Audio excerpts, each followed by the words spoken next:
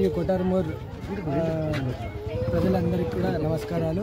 మేము యాదవ్ సంఘం తరఫున ఇక్కడ గత 8 సంవత్సరాలుగా ఇక్కడ మల్లన్న స్వామి జాతర నిర్వహిస్తున్నాము. సో ప్రతి సంవత్సరం అంగరంగ వైభవంగా మేము జాతర నిర్వహిస్తున్నాము. ఇక్కడ కళ్యాణోత్సవం మరియు ఊరేగింపు, అలాగే ఈరోజు అన్నదాన కార్యక్రమాన్ని నిర్వహించడం జరిగింది.